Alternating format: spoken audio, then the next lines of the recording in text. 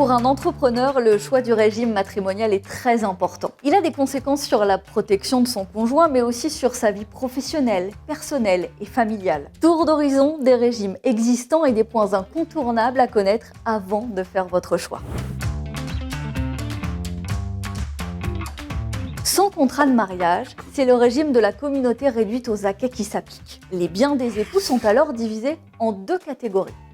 Les biens propres à chaque époux, acquis avant le mariage, et les biens communs, acquis pendant le mariage. En cas de difficulté, les créanciers de l'entreprise peuvent saisir les biens propres de l'entrepreneur, mais aussi les biens communs, y compris le salaire du conjoint.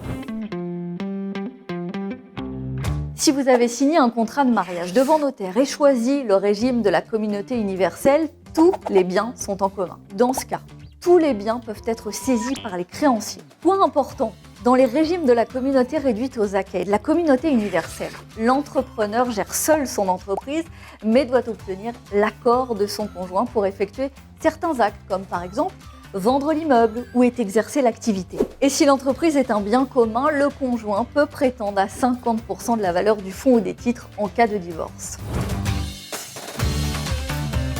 Avec le régime de la séparation de biens, chaque époux gère seul son patrimoine et ses dettes.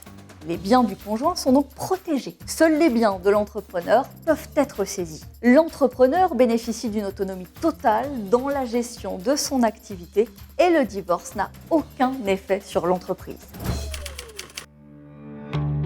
Le régime de la participation aux acquêts fonctionne comme le régime de la séparation de biens. Le contrat de mariage doit être signé chez votre notaire et chaque époux gère ses biens et ses dettes comme il l'entend. En cas de divorce, si l'un des époux a enrichi son patrimoine pendant le mariage, il devra verser à l'autre la moitié de l'augmentation de son patrimoine. Pour payer cette compensation, un entrepreneur peut être contraint de vendre son entreprise. Sachez qu'il est possible d'éviter cette conséquence en stipulant dans le contrat de mariage que les biens professionnels sont exclus de ce principe. Pensez à contacter votre notaire très en amont, car chaque régime peut être personnalisé en fonction de votre projet et de votre situation familiale et patrimoniale.